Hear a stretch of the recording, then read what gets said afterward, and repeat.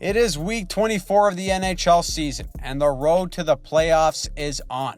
We got a wild card race in both conferences that is shaping up to give us an unbelievable end to the season. Underdogs are making noise, history is unfolding in front of our eyes, and the chaos of the entire league jumped up a notch. So pull up your favorite spot on the couch. Thanks SeatGeek for sponsoring this video, and let's dive in to what really happened in week 24 of the NHL season. Sunday, ranting in return.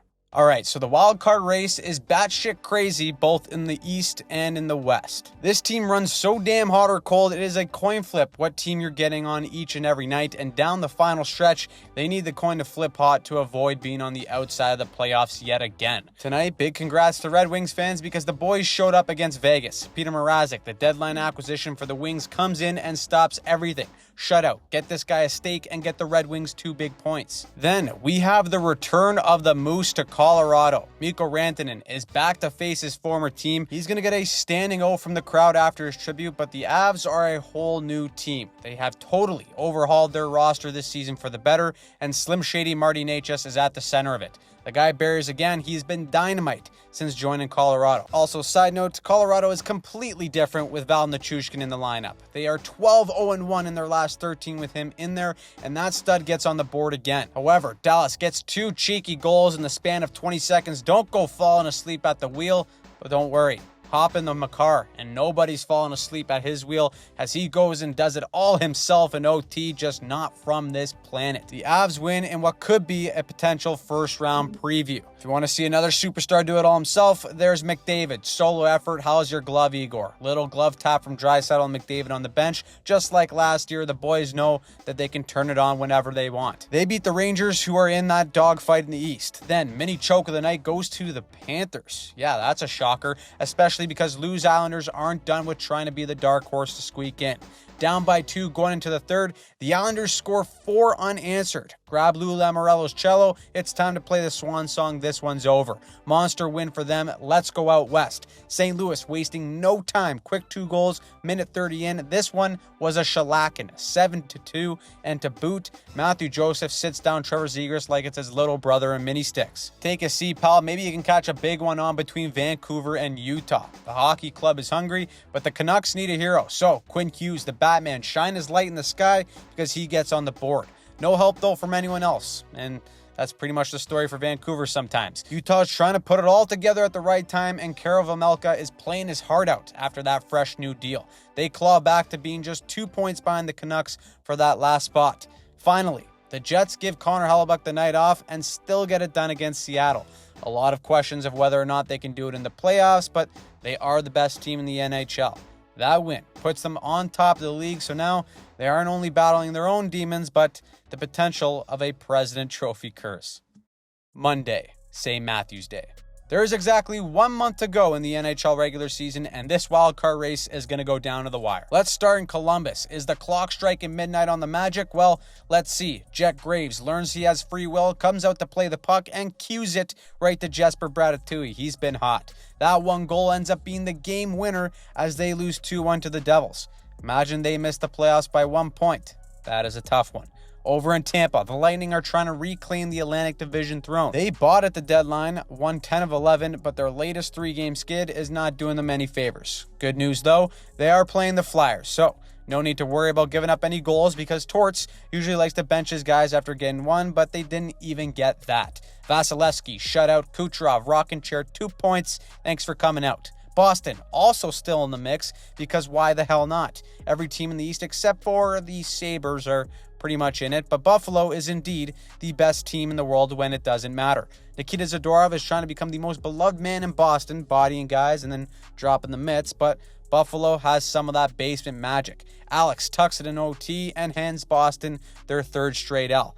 Then it's the walking hospital in the Minnesota Wild. The team is banged up as hell, but they are battling. Puck is going in. John Merrill says, nah, not today. Goal line stop. What a move. That opens the door for Mats the Rat Zuccarello to get the game winner. Huge for them. All they have to do is just hold down the fort until the cavalry comes. But they are hearing the footsteps in the West. Calgary is one of the teams chasing, and they're in Toronto for St. Paddy's Day.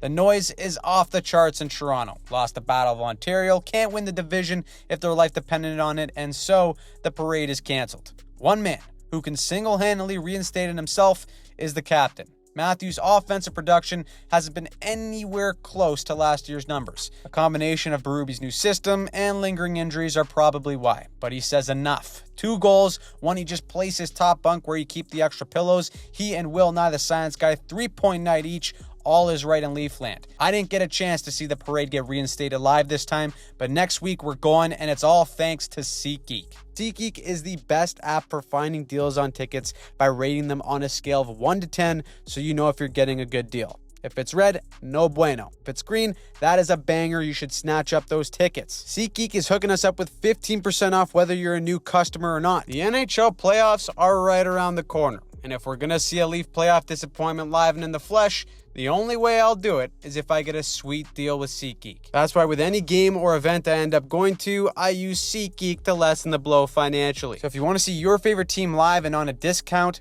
click the link in our description and use Hockey15 to get 15% off your next tickets. So if you want the best seats in the house while getting a great deal, click the link in our description and get in on the action this season. Tuesday, Hot Habs. For the first time since 1985, it is a real possibility that we see all 7 Canadian teams in the NHL playoffs. Maybe the most surprising out of all of them are the Habs. The kids are red hot right now, and the top line of Suzuki, Caulfield, and Slavkovsky have been lights out since the Four Nations break, and Lane Hudson, the rookie defenseman, is on the edge of history with his production. He works his magic on the blue line and rips one. Kid is sick, and the Sens, they've been pretty hot too, but we just see a seesaw battle trading goals, and it's Nick Suzuki, the other Team Canada snub and the leading point scorer since the break. Game winner, the Habs take over the last spot in the wild card race, and what a story for the youngest team in the NHL. They are 7-1-2 in their last 10 to hop the Rangers. Now, the Flames laid a stinker in Toronto and come back to hold New York to 1 goal and 13 shots. Gutsy defensive effort and utterly disappointing for the Rangers as the circus is still in the Big Apple. Same with Detroit. Boys, you gotta want it. Yeah, I understand the Caps are a wagon, but Ovi didn't even get on the board in this one despite being 7 away from history, and they still can't buy a win. 4-1L means they are 2-8 in their last 10. Just the worst possible time to go on that kind of run. Then, a little bit of history. Sid the middle-aged man, Jack Sparrow, captain, goes down with his ship, and he, of course, scores to move past Wayne Gretzky for the 4th most points with one franchise in NHL history. The boat is sinking, and he's still fighting. The Islanders, though, they come back with another 4-goal come-from-behind third period. Hold your horses before sending Jari back to Shanghai. He still made 34 saves, and New York, well, they're somehow 3 points behind that last playoff spot. Lamoriello just won't go out quietly. Now from Lou to Blues, St. Louis gets a big game from Jordan Kyrou.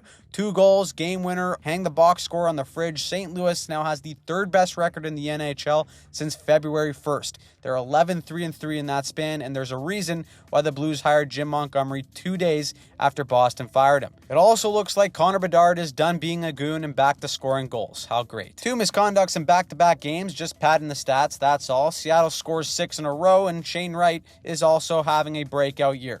2-goal game. Remember when he stared down the draft table in Montreal? Gotta love it. Now he's staring down the barrel of a potential 20-goal season. Good for him. Funny enough, I also decided to make a breakdown of how sick the Jets are this week. You should totally check that out after this video. But that also meant they got spanked by Vancouver 6-2. Classic. I'm back to being in witness protection, but this time from Jets fans. A couple of snaps for the Canucks, though. They needed 2 points with St. Louis winning, and they come out and drop 6 on the best goalie in the world.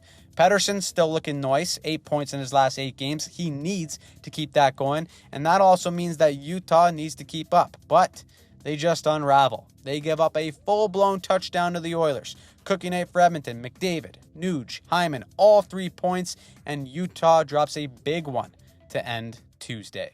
Wednesday, tough bounce. Two games in the NHL. First, it's the Avs and Leafs. Colorado, hot as a pistol. They've won 8 of their last 9 games. Meanwhile, Toronto is the only market in the world where the parade could be canceled and they could move into the division lead all in 1 week. This one is a tight game all the way through. The Avs on the power play, and then look at this. Leafs go to clear. Keep an eye on Stripes here. He's going to toe pick. Ice is slippery. Watch out, pal. He ends up stopping the puck dead in its tracks. Stevie Lorentz takes full advantage. He comes in, goes Roof Daddio Jr. shorthanded. That ends up being the game winner. Ugh. That is brutal for the Avalanche. They outshoot Toronto 39-26, but Giuseppe Wonderwall makes 38 saves and comes up clutch as the Leafs move back into first in the Atlantic. The only other game on was the hospitalized Wild taking on the Kraken. Seattle shows us firsthand how to lose a game in a minute 30 seconds in just the first period. Jeez, the fellas in Seattle must have had a wild Tuesday night because they show up late to this game and get shut out by Minnesota 4-0. Thursday. March Madness. 15 games on, 30 teams in action. Let's kick it into rapid fire. First, Alex Ovechkin, doorstep goal, 888 for the grade 8. He's now 7 goals away from hockey greatness. Last season, the Caps were the last team to clinch a playoff spot. This season, they are first with a 3-2 win over Philly. What a turnaround, and truly the definition of the anomalies. Moving on to the Panthers versus Jackets. Buckle up for the under. It's a 0-0 barn burner all the way through until Sasha Barkov buries an OT. Aaron Ekblad suspended for being Arnold Schwarzenegger. Marchand and Tkachuk still hurt, yet the Panthers are finding ways to keep winning games. Columbus, on the other hand, that's their 5th loss in a row. Then we go to the Big Apple where the parade is in town. John Tavares, the man who left the island, and yet he's still coming back to haunt the Rangers. 3 points for him, and the Leafs have won 3 in a row while the Rangers have done the opposite with them in the dog race. Now they gotta watch the Habs and Islanders very carefully.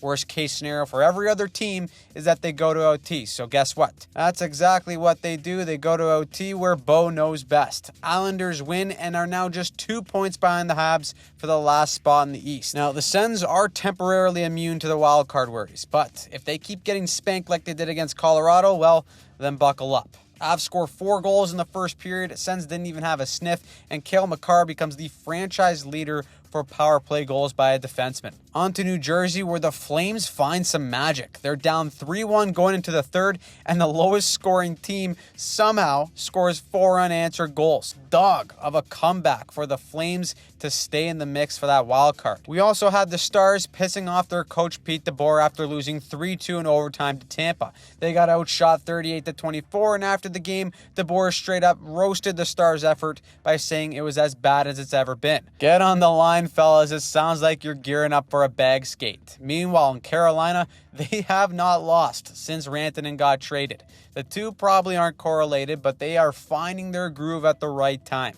They beat the Sharks to win their 8th in a row, and also, it does pain me to say to my core that the 2025 San Jose Cup prophecy has officially come to an end. They have been eliminated from playoff contention. It was a damn good run, fellas, but maybe next year. The Blackhawks were also eliminated from playoff contention too after losing to LA, so at least they're not alone. Toilet Bowl game of the night goes to Ducks and Preds. The Preds, I believe, are still the champs after beating San Jose, but they lose that title thanks to Trevor Zegras putting up a goal and assist on his birthday. Congrats, Trevor. You are part of the Toilet Bowl champs at just the ripe age of 24. You better enjoy it because the Sabres are coming for that Toilet Bowl, and they lost in maybe the most Buffalo Sabre way possible. In the last minute, they draw a penalty, and instead of giving Utah the puck, they score an own goal with the empty net. Oh, man. Thank God Buffalo has Josh Allen because the depression must be through the roof for being a Sabres fan. Utah will gladly take that, though, to stay in the hunt in the West.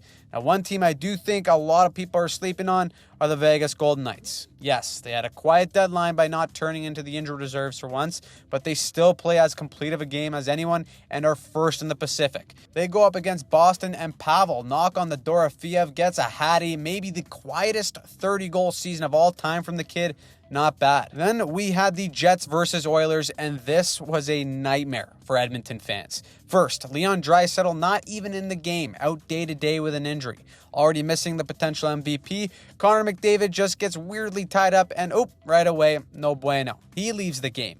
That was followed up by Stuart Skinner leaving the game after getting bumped in the crease. Edmonton fans are in shambles, everyone is dropping like flies, and to make it worse, the secret assassin in Cal Connor wins it in OT. Brutal. Finally, we had the biggest game of the night between the Canucks and Blues. The swing in odds to make the playoffs was huge for either one of these teams. And with St. Louis on the verge of winning it in regulation, in the final seconds, Pettersson to Besser, absolute piss missile to tie the game up with 2.7 seconds left. The Brock tells St. Louis to shut their mouth and know their damn role. What a huge point for Vancouver. Too bad they don't finish the job. St. Louis gets the last laugh in OT. They win their fourth in a row and overtake the Canucks for the last wildcard spot in the West to end this madness night of hockey. Friday, Bettman Special. There it is. We haven't had one of these in a while. 15 games on the night before and 1 game on tonight. Columbus, Pittsburgh. If the Jackets ever needed a game, it's this one. Too bad Sid the middle-aged man is just not going to be stopped. He gets a goal and an assist. Gino also gets in the mix. And whenever Crosby and Malkin score, they have a ridiculous 110-20-6 record.